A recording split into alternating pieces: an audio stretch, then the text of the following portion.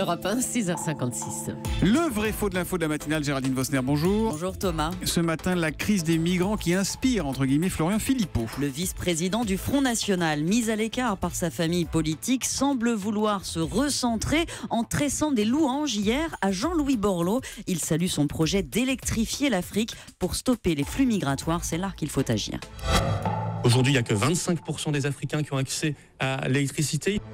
Il n'y aurait que 25% d'Africains à avoir accès à l'électricité, affirme Florian Philippot. C'est vrai ou c'est faux, Géraldine? Alors, ce n'est plus vrai, Thomas. Selon les dernières données de la Banque mondiale, près de 48% des Africains ont accès aujourd'hui à l'électricité. Et en Afrique subsaharienne, le taux d'électrification atteint 37,5%. Il était de 25% au début des années 2000. Donc, les progrès sont réels, même s'ils restent tragiquement insuffisants. Il y a de fortes disparités entre pays, entre zones urbaines et rurales. Pour vous donner une idée, Thomas, 600 millions de personnes n'ont accès à rien, pas de quoi allumer une ampoule. Et un pays comme l'Éthiopie, près de 100 millions d'habitants, consomme 3 fois moins d'électricité qu'une ville comme Washington, 600 000 habitants. Donc le défi pour le développement de l'Afrique est immense. La Banque mondiale a calculé que pour que tous les Africains soient branchés d'ici 2030, l'électrification devrait progresser de 8,5% par an. Le taux actuel, c'est 5,5%. Bon, et sans électricité, pas de développement. Là-dessus, Florian Philippot a raison.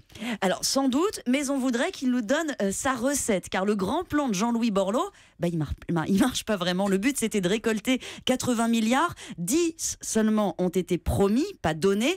Et Borloo a jeté l'éponge récemment. C'est une structure africaine il a qui a lâché pris le relais l'affaire sur son grand projet dont il avait tellement parlé. Oui, les projets ont été repris par une structure dirigée par des Africains. Donc, il fait toujours le VRP, mais il ne gère plus ce plan. C'est pas simple en termes d'organisation et peu de projets sont vraiment étudiés. Donc au-delà des discours, il faut regarder ce qui fonctionne et qui paye. En dehors des pays africains, les premiers pourvoyeurs d'aide, ce sont les Chinois. Ils ont financé 30% des nouvelles infrastructures en Afrique ces 5 dernières années, 13 milliards.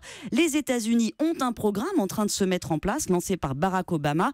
Et l'Europe, qui aurait le plus intérêt à soutenir l'Afrique, l'Europe n'a rien de concerté. J'ai recensé 15 programmes différents, sans compter ceux portés par chaque pays membre, tous sous-financés, dans lesquels on se perd. Or, ce qui manque aujourd'hui à l'Afrique, c'est d'abord de la lisibilité. Le vrai faux de l'info de Géraldine Vosner qui revient demain juste avant 7h. À demain, Géraldine.